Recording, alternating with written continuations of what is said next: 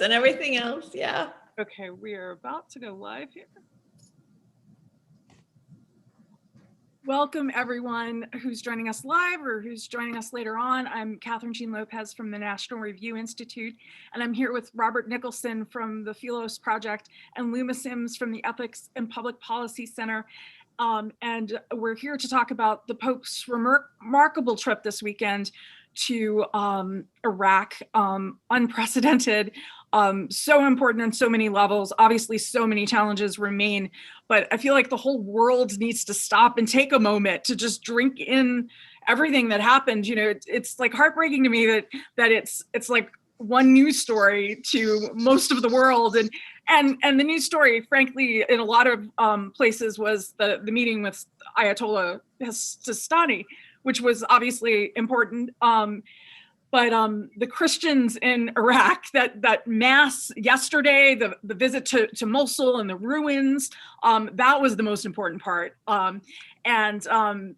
But again, many important parts. And I'm so grateful that the two of you could join me and everyone viewing this. And Luma, we're going to start with you because you are native to Iraq. You were born in Baghdad, and so you are an Iraqi Christian, although now living in the United States. And so you feel this intimately, this news story. And yeah, what were some of your impressions this weekend? If you wouldn't mind, I want to go through it systematically. Absolutely, do it. Because I think that is that within itself is a message, right? And so for me, okay, so I want to talk about the ululating a little bit, because everywhere he went, it was, right? I was so hoping you would do that. You would demonstrate that. I'll do it again if you want. Not watching the footage this weekend. I'll do it full on later. And that is, and the fact that every crowd did that.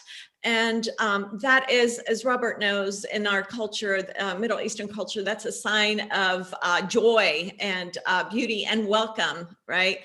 And a sign of hope as well. So let me start with if you don't mind, right? Because there are two things in particular that really stood out to me.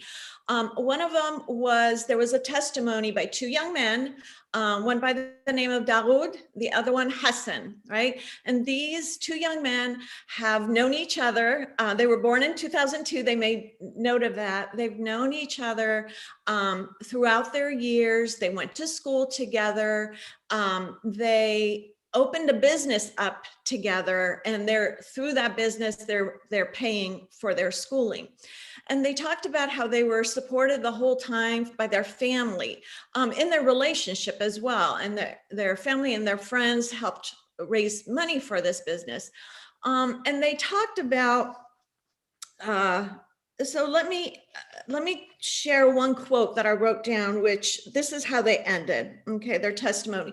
One other thing I want to mention about them is when they were testifying, they were each taking turns. It wasn't like one of them went and then the other one spoke, right? They didn't do it one after the other. They did it simultaneously. And that's an image. That's a sign, a visible sign to show the world of that unity, right? It's not putting one in front of the other, right? There's a visual here. There's an image.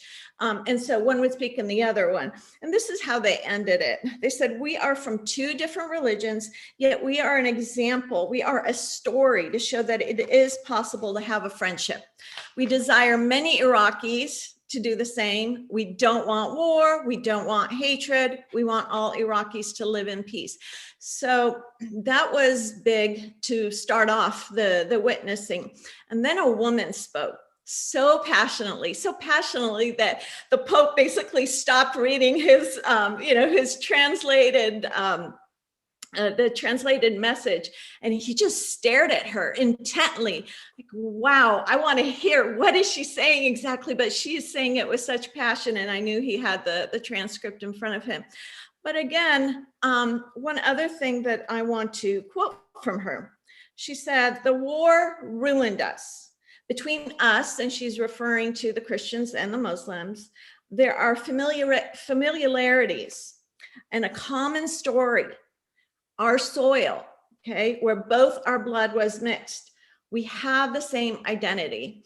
And that is something I think the world, and in the West, America in particular, we forget, because we have trained ourselves to, and you know, truly we have seen the sectarianism, obviously, and the religious persecution. I don't want to take away from that, but we forget that before all this, there was a time when they lived peacefully, semi-peacefully.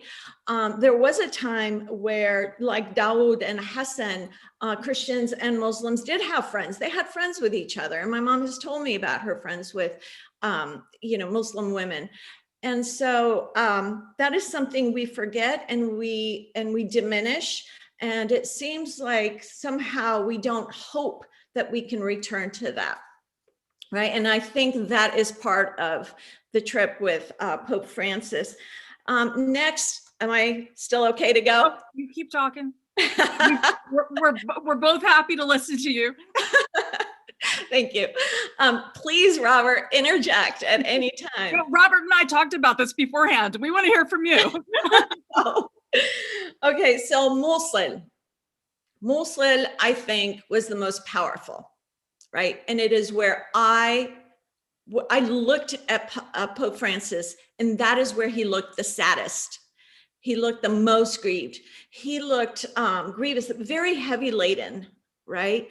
Very concerned, very aware of tensions and the destruction, right? And so I want to say a few things about that.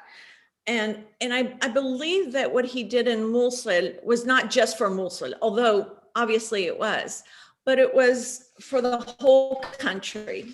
And I want to just quote a little bit from his prayer that he did, the prayer of suffrage, right, for all those who died in Mosul.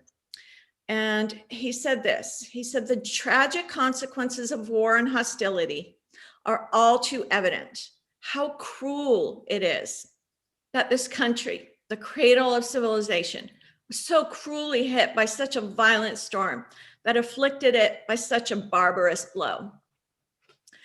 The Syriac priest who spoke in the welcome at Mosul talked about Iraq as being a wounded, a poor and wounded country.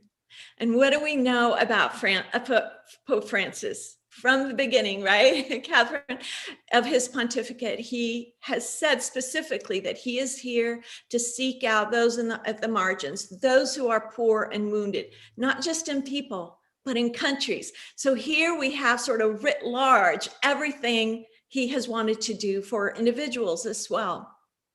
And so let's move to Karakosh, right? Karakosh was jubilant, right? And they were victorious, and they were, as a matter of fact, if I remember correctly, I think it was only in Karakosh that there was no social distancing. And I think that just speaks to you of the people there. And but there as well, obviously the Yulia lady, but there as well, there was a priest in particular who gave witness, and he talked about several times where he was very near to death. He talked about fleeing, shepherding his flock, his parish, and he talked about all the villages that he works through in the Nineveh Plain. And Pope Francis, again, like that woman like the way he concentrated on the priest in Mosul, paid very close attention, making eye contact. And it wasn't sometimes just because of the words, because he had the words, but because to enter into that suffering, right? And so, yeah, they were, and that's where I saw him smile more. He looked more relaxed. And I think there was a different feel to Karakosh, right? And I don't, maybe Robert can correct me, somebody can correct me. I'm not sure, but I think Karakosh is one of the few places that has had more returns, certainly more returns than Mosul, right? And so I think there is that, I don't want to say healing, because these people are still suffering, but a sort of a vision of hope, right? As a matter of fact, there is one man from my parents' current church here. It's a Syriac Catholic church here in Phoenix. And he, it was a few years ago that he returned. He was from Karakosh. He returned to Karakosh. He got married there. He resettled. He has business. He is a good, a sort of a leader in his community. And I'll get to some of those things when I talk about whether or not Christians are going to return, okay? But there's an example of a return, but we'll move on. And so that's, I said that because to testify to the fact that Karakosh is sort of coming to life, right?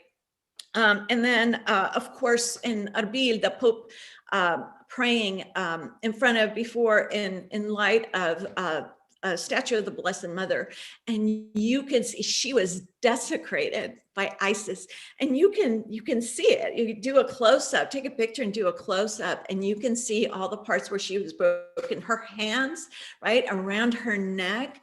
And that's again, that's a visible sign. A lot of what Pope Francis did had a real significant meaning in terms of Muslims and Christians, women participating, the dove being flown, released in Mosul, the statue of the Blessed Mother that was desecrated. And so, but I don't want to say that that's all it was. It wasn't all image. And so that's one of the things I want to talk about, is the response by some people, especially those that are very sort of skeptical and cynical, because there are those, right? The Iraqi Christians that feel that, well, you know, it's a visit, it's nice, but you know, what's it going to do? Right? It's never going to change people. As soon as he leaves, that it's all going to go back to the usual. And that certainly can be taken like that. But there are also many who have found great hope in it here and in Iraq. And so I do want to talk a little bit about some responses, a little bit about the idea of return. I think as far as the visit to Iraq in particular, for that community there, before I start talking about it to the Iraqi people in general, but for the Christians, I think the hope for that is for the dislocated within the country to return and to stop the bleeding. I think that's the ultimate hope for those present. Stop the bleeding, because it's just emptying, right? And I wrote in a piece in America Magazine about the idea of priests and bishops encouraging the Christians in Iraq to stay. And they would tell them, look, we can't force you to stay, but we want you to think about what's the bigger picture. And we know you are being persecuted and we know you're hurt, but we want you to stay. We want you to fight for your land. We don't want you dispersed across the world. And the idea that their identity and their roots and their heritage is important enough to stay, right? But that's difficult for a weary people who have been through all kinds of wars and have been persecuted, and they're tired and they don't want that. They just want to be in a place that's secure. They want jobs. They want their hearts and minds to rest a little bit. Before I get more into that, I do want to say one thing, and that is about the idea of war. It seems to me anyway, I could be wrong, that in the West and in America in particular, there's this idea that what Pope Francis is addressing is the ravages and the destruction of ISIS. I don't want to take that away. Absolutely he is. But what these witnesses that spoke before Pope Francis, what they were alluding to is much more than ISIS, because before that, there was the war. Before that, there was the American invasion in 2003. Before that, there is still a reckoning, right? America doesn't want to relitigate Iraq. We don't, of course, I don't want to relitigate Iraq either. But we can't forget it, and we can't stop writing about it, because when we forget it, we can make the same mistakes, right? And people, in so many words, not out loud, because they have to be careful still. In so many words, they're saying, well, how do you think we got ISIS? How do you think we went from one devastation to another, right? How did we get from sorrow upon sorrow, to use the words of Paul in the New Testament, sorrow upon sorrow? And that was I want to remind people of that. That's very important. And so let me go back a little bit to the response of Iraqis. And as far as return goes in particular, there's the return from people in the West, America, Canada in particular, those that have found jobs, those that have reestablished themselves, it's going to be very rare, right? These people have tasted freedom, right? They've tasted abundance. They have the availability of food and drink and all these things, right, that provide a decent life. They have found jobs. Some of them who came as single people, they married and they have children. And if their parents are here now, even the grandparents who may still feel that pull, they want to go back to their country of origin, but now they have grandchildren and they're not going to want to be, away from their grandchildren. So, and I want to be careful is that I don't want to use the word rerouted, right? I think because that's something, I write about, and that we have to be careful with that word because what's happening here, if you can even talk about Iraqis being rooted here in America, you would have to think about it only in terms of that they are rooted now in their communities here, right? They're not going to be rooted in the American culture, at large, but they do have communities and they are establishing themselves here and they are thriving here, right? And so it's going to be hard for them to leave if any of them really want to.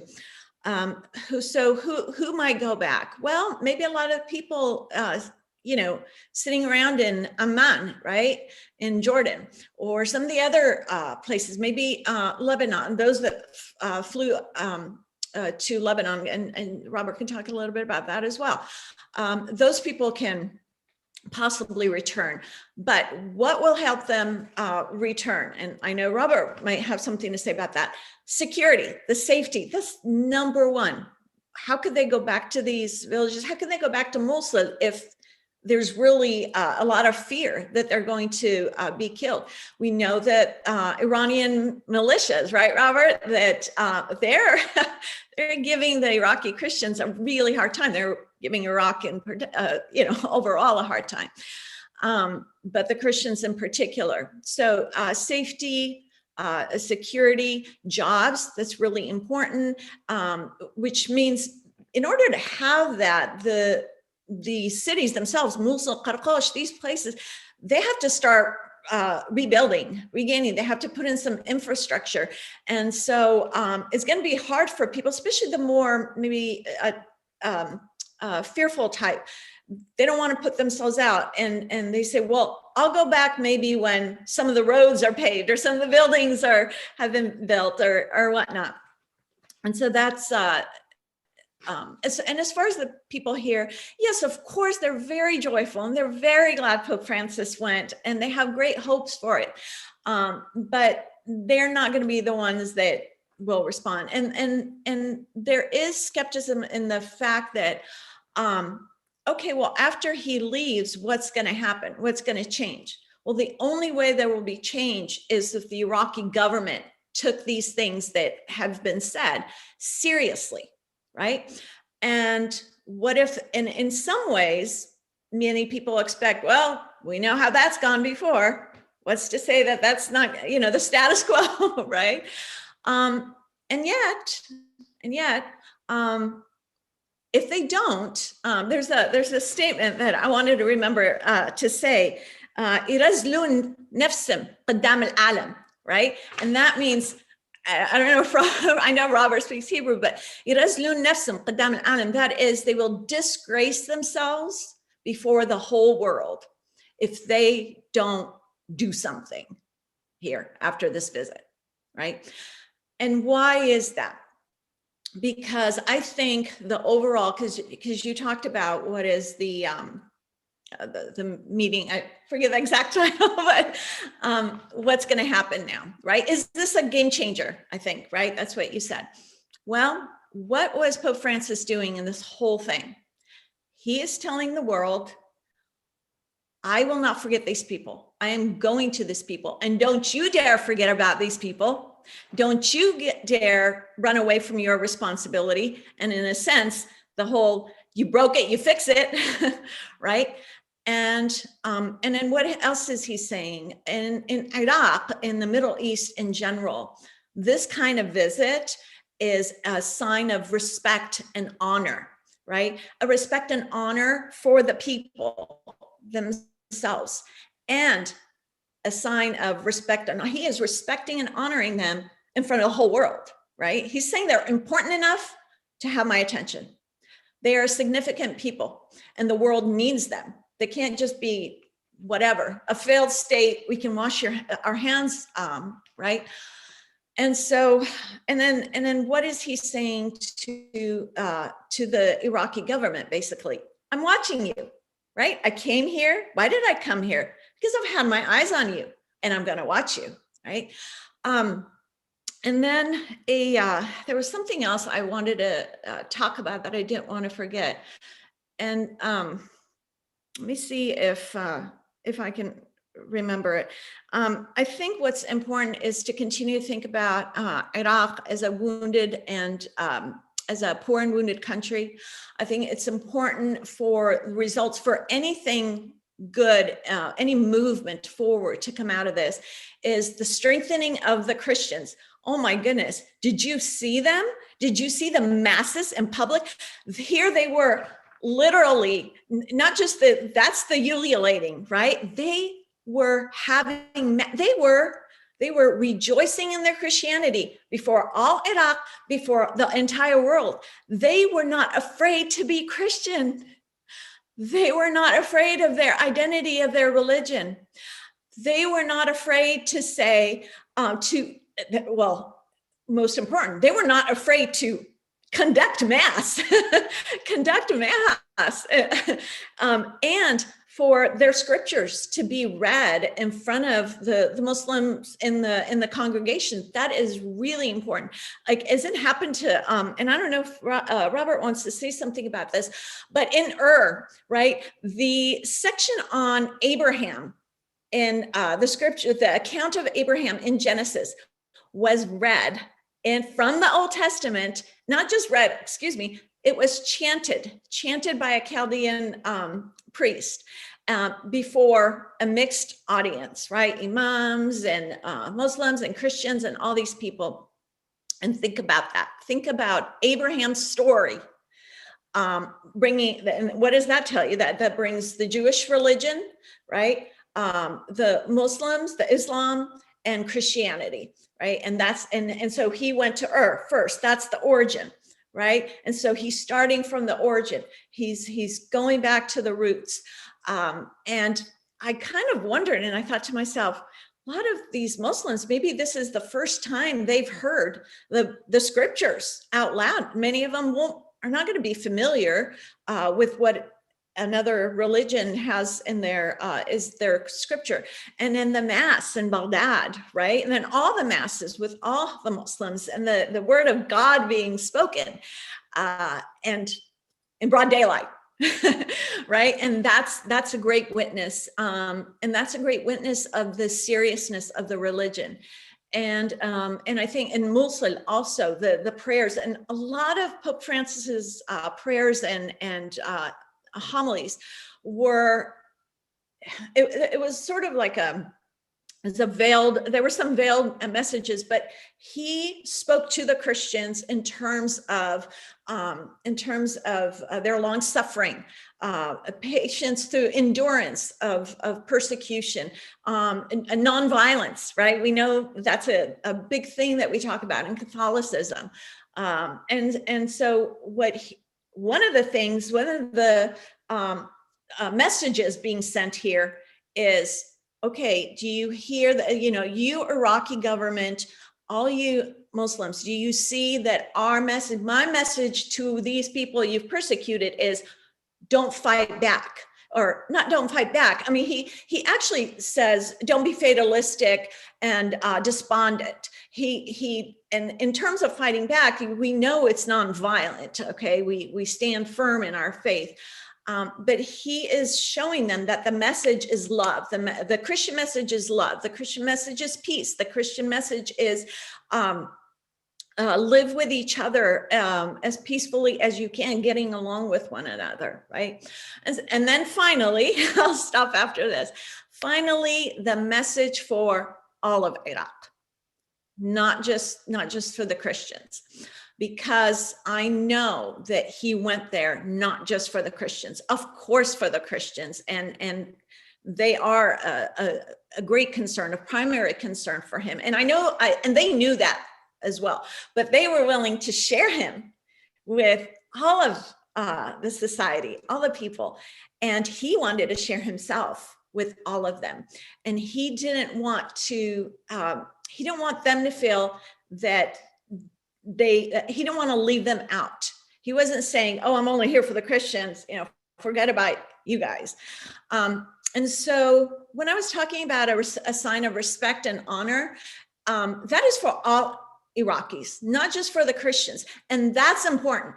That's important for the Muslim society to feel that this Pope, this great religious figure, is showing them honor and respect, not just to the Christian, not just to his people. And then in conclusion, I want to talk about Pope Francis as a religious leader. One of the great religious figures in the world came to visit them, right? And this is more important than any political visit. This needs to be known. Why? First of all, he's a religious figure and coming to a country that is that holds religion in that views religion very importantly. They're religious people. Second of all, with political visits, a lot of times the average person sees, oh, they're here for the political class. They're not here for us. But what does Pope Francis do? He's coming for the people, right? And we know that that's his hallmark. He's coming for the people. He's testifying. Yes, he'll talk to political leaders, but he's there for the people, Muslim and Christian alike, and for the society. And they felt that. They felt that. And that in itself, I think, will drive some of the outcomes if we see any coming from that. So there. Thank you for all this time. Absolutely. Thank you, Luma, for sharing all of that. And one thing I just want to add before I turn it over to Robert is talking about Pope Francis. Since the beginning of his pontificate, he's talked about the church as a field hospital. And yes, you mentioned this a little bit in your America article. I've been watching, as you know, very closely. I know our Bishop Werda in Erbil, and that's literally the field hospital. I mean, they opened a Catholic university during the ISIS genocide to give people to have people stay, give them a sense of hope that their kids can be educated. There's a future for Iraq. Yeah, really remarkable work that they do in the archdiocese there. Yeah, and that's why I brought up the whole poor and wounded country. Right. This country's everything that Pope Francis is going after. Right. So, yeah. Well, thank you, Luma. Robert, your insights on this weekend? Everything Luma said. Yeah, just stipulate everything Luma said. Really, that was terrific, Luma. Luma is one of the best and most important voices on all of this, and I'm glad she could be on the call with me. Yeah.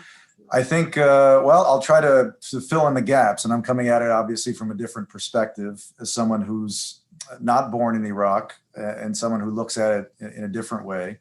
But I'll start out at the exact same place, which is it was an incredible visit. I mean, the itinerary was just amazing. It's one thing to visit Iraq. That in and of itself, especially for an 84-year-old pontiff, it's incredible. But the way he did it, and I'm not sure who planned it, what the committee looked like, but they did such a terrific job. I mean, they really checked all the boxes. The only addition I might have made was he spoke about them, but he didn't visit their community, the Yazidis, maybe visiting Sinjar. It would have been really crammed. I'm not even sure how he did what he did in such a short amount of time. But beautiful, beautiful trip. I mean, poetic even. I think, there's a great line toward the end of St. Peter's first epistle where he says, the church that is at Rome, the church that is at Babylon salutes you. And it's understood that he's referring to Rome. As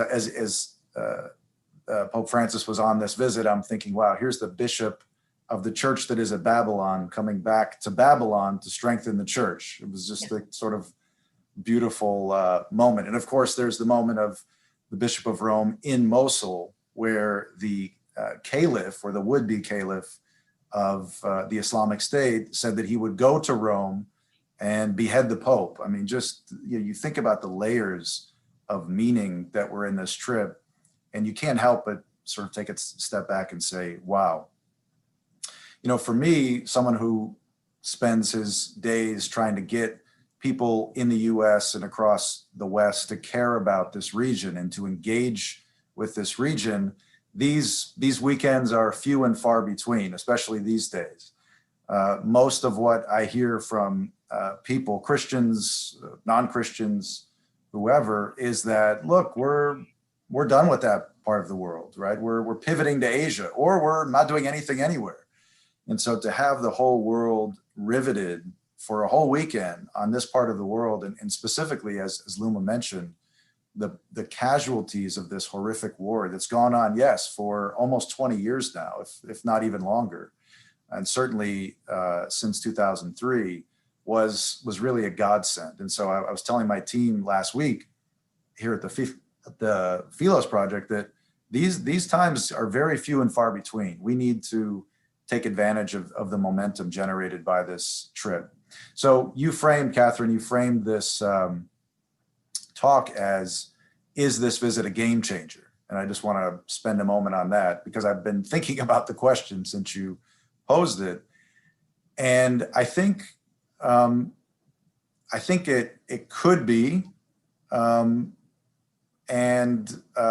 it sort of remains to be seen whether leaders will step up and ensure that it will be. So I see the visit as the Pope, in some sense, writing new rules for a new game, and leaving it up to everyone else, all of us, to build that game and make it a reality, right? So we have the rules. We hear what he said. We hear what some of these other religious leaders have said, both on this trip, but even in previous trips. We know that he visited the United Arab Emirates in 2019, released a document on human fraternity. Before that, the Marrakesh Declaration in 2016, Christians and Muslims coming together to talk about pluralism and religious freedom. Before that, there was the Common Word in 2007. Before that, there was the Amman message in 2004. The rules are there, right? All of the pieces, all of the Legos, if you will, have been laid out on the table. We have the vocabulary, we have the language, we even have some of the players at the table saying, I'm in. And for my part, the question really is, what are we going to build with this thing? Because Pope Francis can't build it. He can go on this momentous trip. He can lay out all of the concepts. He can meet with the people on the ground.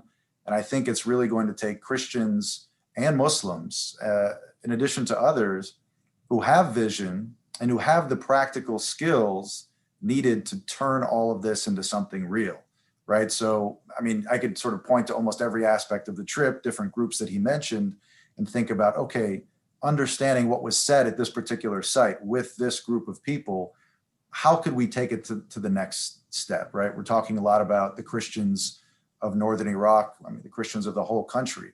What practically could be done by us, not by him, to carry that momentum forward? And I'm making all kinds of connections while he's on this trip about the situation in Lebanon, the situation in Egypt, right? Christians throughout the Arab world who are in difficult situations for other reasons, right? And so I think for me, what the trip really presented me with was a challenge. You know, we complain a lot about the problems between Christians and Muslims, and there's a whole dissertation I could give on where those lie and how they iterate differently in different countries. But the fact of the matter is, there are Christians and there are Muslims who are ready to talk seriously and publicly in their own country, in their own language, about living together. So what comes next, right? This is the question I ask myself as the head of an organization dedicated to these things. I think there are obvious reasons why the effort should start in Iraq, not only because of what ISIS did, but also because of what we did. And Luma mentioned it, right? It's that, as she said, you break it, you buy it. And I think that we, you know, I could speak, you know, very profoundly from a profound place about different parts of the region, right? Each part is unique and has its own issues that need to be addressed, but we cannot avoid the fact that the US and maybe the West more broadly played a very specific role in the trauma of these people, and other traumas sprang from it, right? We couldn't control all of the outcomes, but there is a certain obligation that we have toward the people who live there, right? If you dig a hole on your property and someone walks by and falls into it. I mean, I learned this in law school. This is basic, right? You have created a certain amount of risk. You assume the risk by digging that hole. And we dug a hole. It's a deep hole. And I think people are still clawing their way out of it. And so I'm looking at these people whose lives are so broken, right? And yet in that moment are so happy. And I'm thinking, how can we get there? I remember in 2016, I walked through some of these same places where he visited. He didn't visit Teleskov, but I'll never forget walking through Teleskov. It was only about a kilometer from the ISIS front line. You could see their black flag flying over their hut or their guard post, whatever that was. And the town was just completely annihilated, right? This is an ancient town that predates even Christianity. The people who live there speaking Syriac, Aramaic, Assyrian, depending on who you ask, Christians for 2,000 years, utterly decimated by what ISIS did. And ISIS, of course, being a product of all these forces that were unleashed decades before. So for me, this is just the beginning of what I hope will be a new game, a changed game, right? I think it's all there. It's just on us to see what we make of it. The good thing I would say, and I'll say this here in closing, the good thing is that there does seem to be something changing in the region, right? If this had happened 5 years ago, it would be powerful and important. But something has happened in the last few years that may make a positive outcome, a real outcome, concrete steps, as Pope Francis himself said, much more likely. We've seen things related to what people are calling the Abraham Accords, right? And it was definitely within that context that Pope Francis visited the hometown of Abraham. And so I think, you know, as this spirit, and there are, you know, it has its own, you know, gaps as well, but as a spirit of fraternity, or at least coexistence, recognition, normalization spreads throughout the region, you seem to have even more momentum, right? That can push the power of this trip to another level. So you know, it's always a bad idea to be, you know, rambunctiously hopeful in this part of the world. As a Christian, I think you don't really have a choice but to be hopeful in any situation. But I think if the situation hadn't happened, at this particular moment, I'd be a little less hopeful. These days, 2021, for all the bad things that are happening in the world, COVID, et cetera, there is something here that makes me think, you know what, this actually could be the beginning of something real and something tangibly real as well.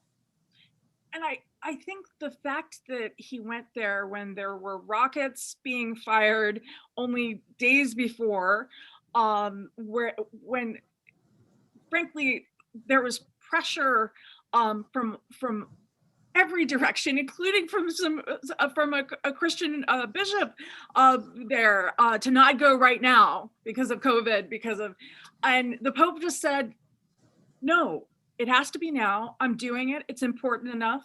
And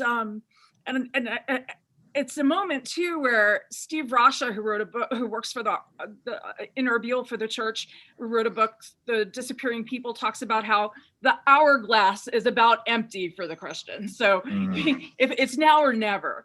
And one thing I wanted to ask you before I go back to Luma, Robert, is so Joe Biden is president, and he talks about being Catholic a lot, and he talks about how he likes Pope Francis.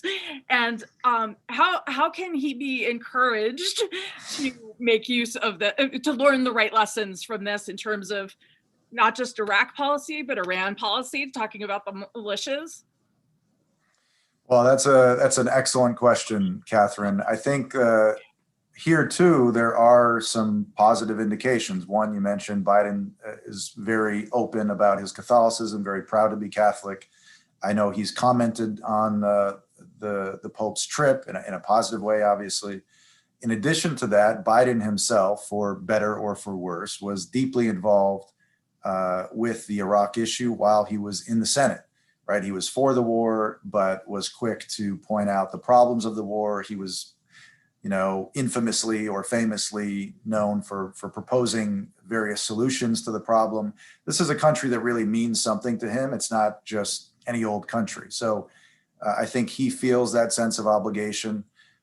He is, as I think we know, interested also in making this deal with Iran. How that plays out and how it brings in the issue of the Iranian militias or doesn't is really an important one. I think, everybody kind of in my world sees one of the main flaws of the Iran deal that was on the table a couple of years ago as being its treating of the nuclear issue in the absence of what Iran was doing on the ground, and in particular in Iraq and in Syria and in Lebanon, right? So it's all part of a piece. And I think that if the Biden administration is wise and is really looking to the Pope's visit as a model of sorts, the administration will treat this issue holistically, right? It will treat it not just in isolation from the people and the effects of these Iranian militias on the people living there. By the way, also Shia as well. And not all the Shia in Iraq are in favor of these Iranian militias.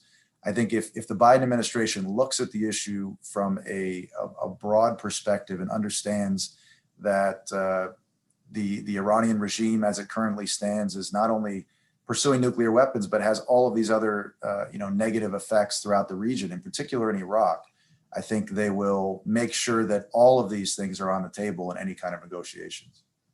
I just want to say one thing, Robert, about this issue of if you break it, you buy it. I published a lot of pieces when I was editor of National Review Online at the time, arguing that it was a just war and that John Paul II was maybe a little naive or something. And I obviously regret I did that. And I never asked the Iraqi Christians what their opinion was. And as I started to get to know the Iraqi Christians, I remember interviewing Father Douglas Bozzi, who's a Chaldean priest who's now in New Zealand. And it's the first time I think that I cried when I was interviewing somebody, and I said, I am so sorry from the bottom of my heart. And what's remarkable to me about the Iraqi people is his response, and I've heard this response now over and over and over again. It's, we're here now. Let's move forward. He's just so grateful that we care now, that we ask now. And so, in relitigating, it's not that we're relitigating, it's acknowledging reality and the facts of the reality we are now aware of. And so the gratitude that they have for when we do was totally reflected in the rejoicing and the dancing and that we saw this weekend on the visit. Luma? Well, just like Robert, I'd be a fool to say, oh yes, for sure, it's a game changer. We don't know these things, right? But as Robert said, we're Christians, we have hope, we can pray, we should pray. And prayer should never be seen as a last hope. That is where we begin. And that is the future as well.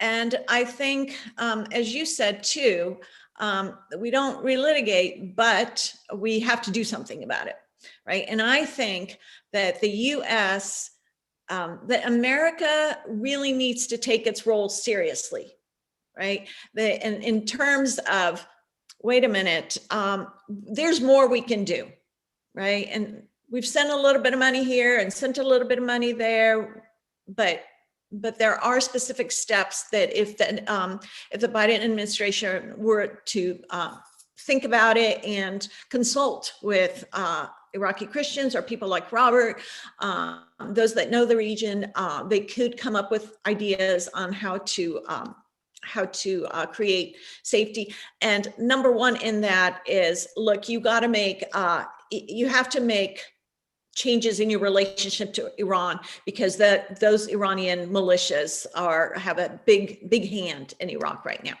And then just to end, I want to say two things. People have asked me if I would ever go back. I don't think I could go back to live because, my husband's American, he's here, he works, this is where we live, but I definitely want to go back to visit. And my children in particular have said, we want to go back to your country, Mom. We want to see it.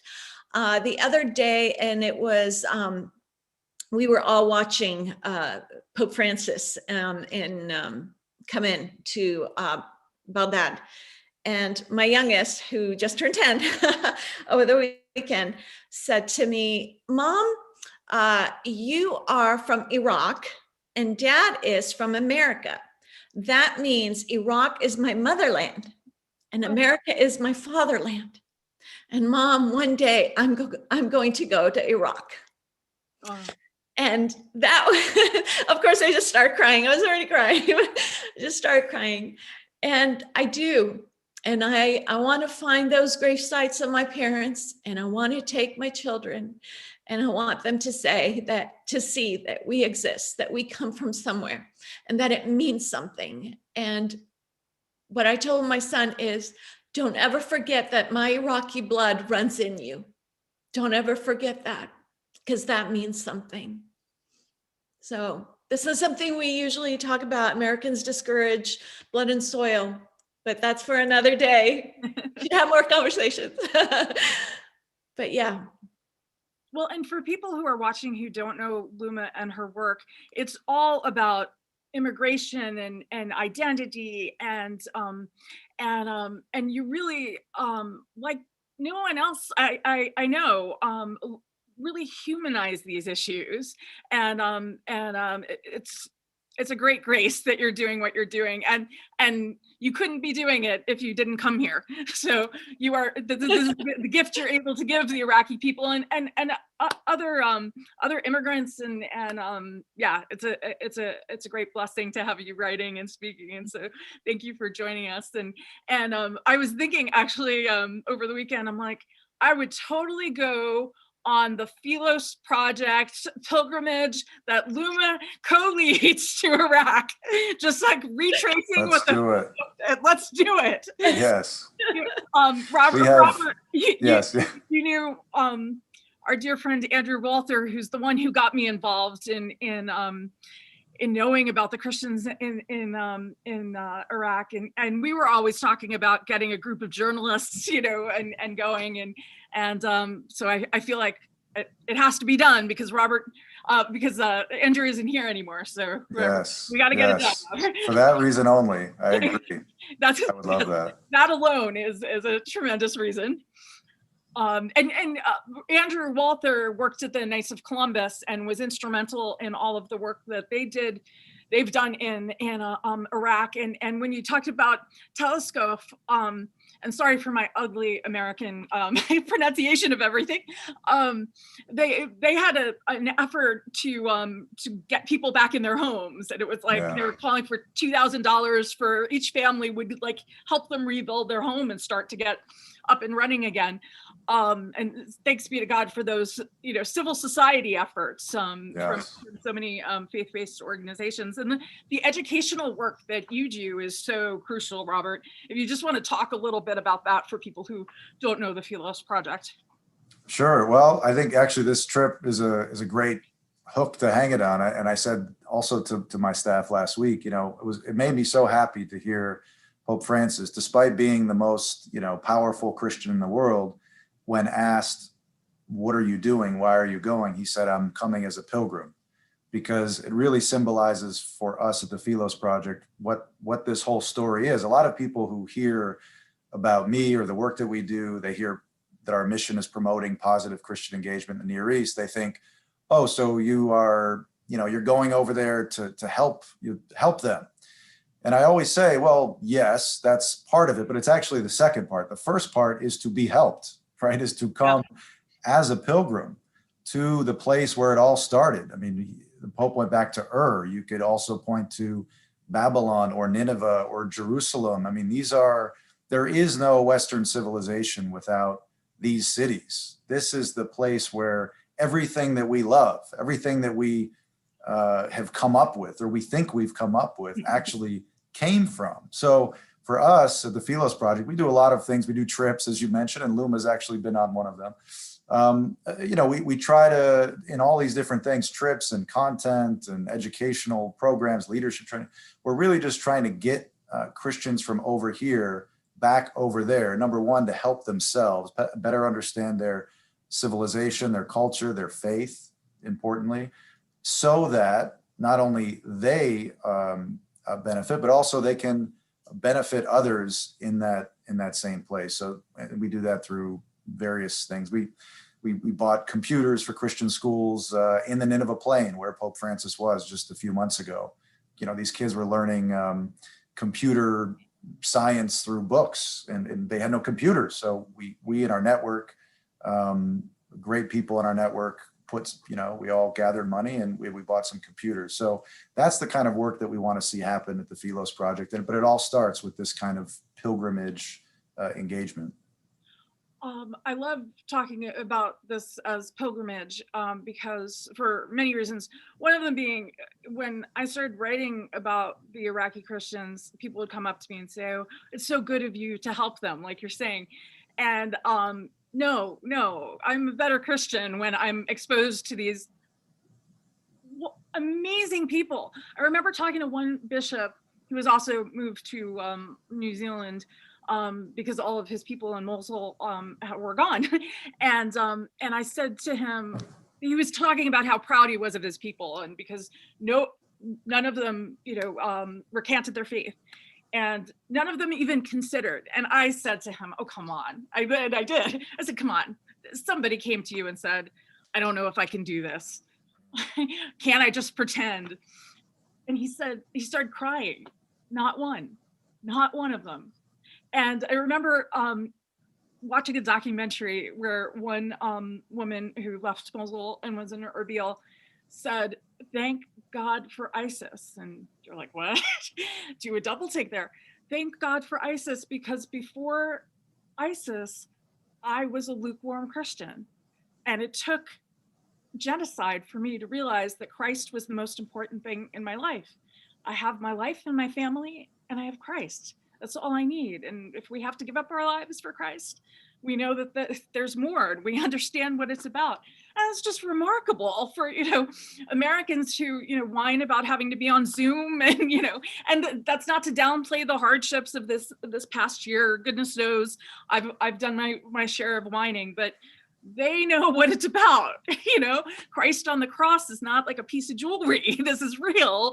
And this is our hope. This is why they can rejoice in the midst of rubble in Iraq. And the other thing I just wanted to say is, if you read the text, and I really encourage people to do it, it's on the Vatican website, it's a pilgrimage for us. When he talked about the disease of despair, I think is how he put it. Yes. He walked us on, obviously it was for the people there, but it's for us as much as, but obviously I wasn't his intention, but it's a benefit to everyone.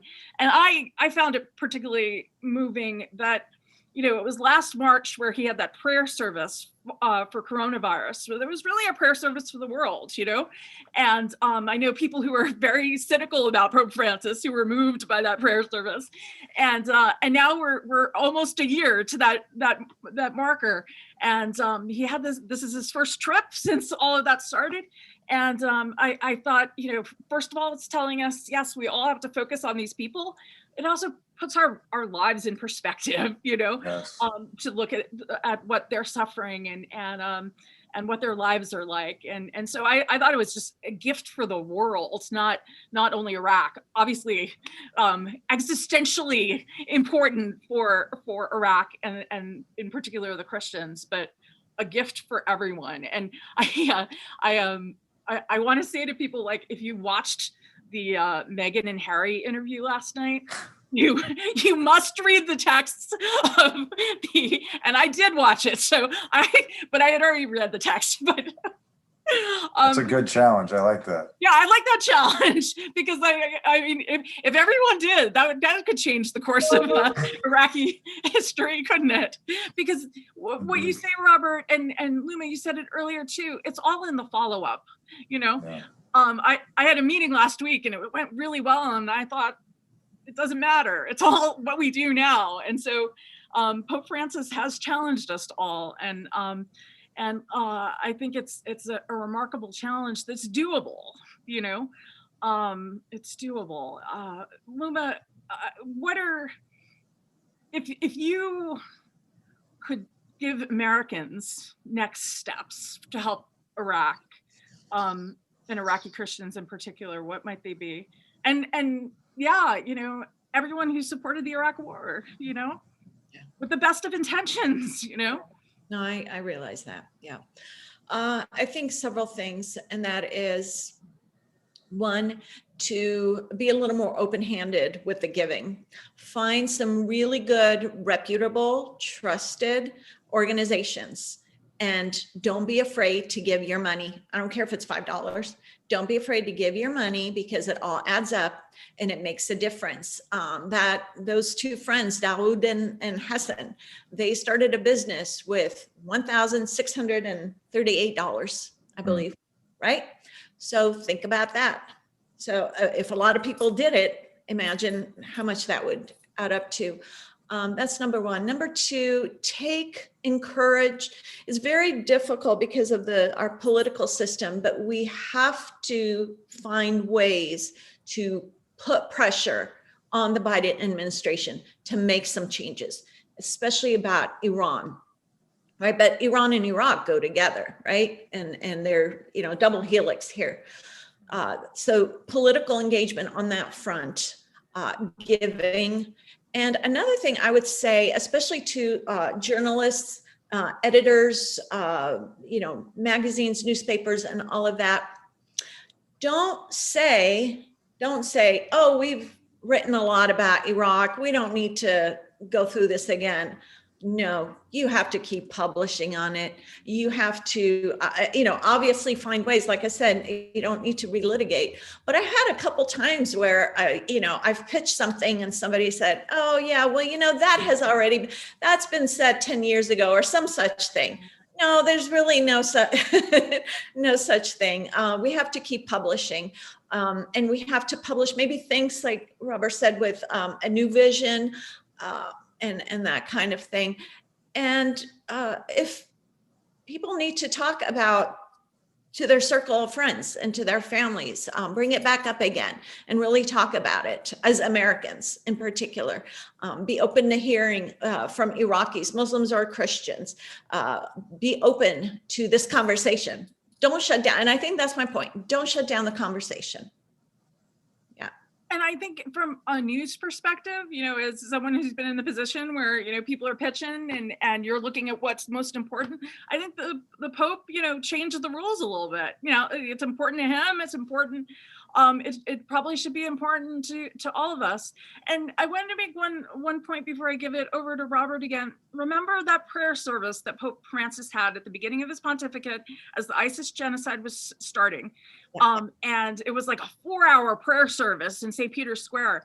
And then all hell broke loose in the Middle East. And I thought that that was an indictment that we are not praying enough. He told us to pray. And I remember I'd be traveling and I'd go to Catholic masses and no intentions for the persecuted. I think that's gotten better now.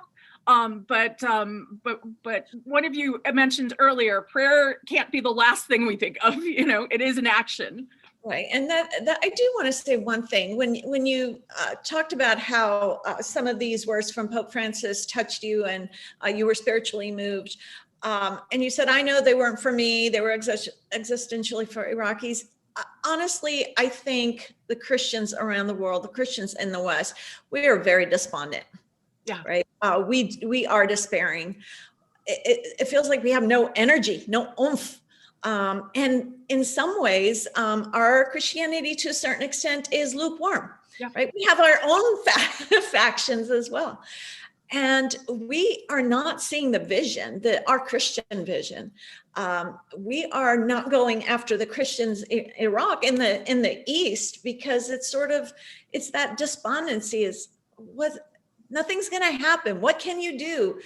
And that's a deep problem, and that's an anti-Christian stance. That's the enemy of peace wanting to tell you you're no good and you're never going to accomplish anything. You're never going to do anything. And I think a lot of that comes from the Christians themselves, not from the non-Christian. Well, I mean, obviously it comes from some of the non-Christians, but I think Christians themselves don't believe that they can do anything. Yeah, I think that's absolutely correct. And I think, we essentially said last March, religion is not essential. The grocery stores stayed open and the churches didn't. Right? We saw that, right? And Pope Francis, by going against, people's advice to wait, said, this is essential. This is the most essential thing, because as a point, Andrew Walther didn't die of COVID. He died of leukemia. People are going to continue to die, and we have to continue to live. And we have to do everything we can to make sure that the Iraqi Christians can live. I know, Robert, you have to get on a train. So last words as we wrap up. I do, in fact. Well, I think Luma really hit the nail on the head with what she said. The prayer, make it first and make it real, not the usual toss away item like, oh yeah, pray, right? I mean, if sincere, we're in the Lenten season now. This is the time to pray. This is the time to fast. And I think one of the things I've learned from the Eastern Church is a much heavier emphasis on fasting. If you're a Christian, this is part of your tradition. Jesus says explicitly that this is the means whereby a spiritual power is unlocked. If you believe in that, then you should be matching fasting with your prayer. Giving, absolutely. A little money goes a long way in Iraq. You mentioned these two guys, Dawood Hassan, $2,000. I mean, it's nothing from our perspective. And these guys have built something real that affects people's lives. I would say, there's a certain amount of innovation that's needed here. There's a lot of old think, there's a lot of group think, there's a lot of despondency and sort of stale conversation. People who are in any position of leadership, whether it's local, state, national, there's a lack of ideas. How do we do more stuff? We have the rules. How do we build a new game? I'm wide open. Me personally, Robert Nicholson, if you have ideas, things to do, let me know. Lastly, I would say, a lot of people think, oh, Iraq, it's so far away. Like, what could I possibly do? One thing that I can almost guarantee, especially if you live near a large city, is there are probably people like Luma Simms in your neighborhood. There are probably Iraqis. There are probably other Christians or even non-Christians from the Arab world who live near you. You don't have to go all the way over there to encounter the Near East. And I think just the simple act of reaching out to local Chaldean Catholic Church or Syriac Catholic Church or whatever it may be, and just building ties of friendship. Those friendships send ripple effects back to the homeland, right? The diaspora is a powerful tool, and I don't think we're using it enough, which is why I think the work that Luma's doing is so important. For Christmas Eve, midnight mass, I went to the Maronite Cathedral in Brooklyn because I've gotten to know Bishop Mansour there, and and what I'm always struck by is how many Americans don't know there are Christians in Iraq or the Middle East, and just expose yourself even, you know, and I find the Eastern Rite so beautiful and catechetical, and like, it's like you're constantly reminding yourself why you're there, you know, there's no zoning out, you know, so yeah, expose yourself even. You will not be disappointed. It's there's such beautiful liturgies.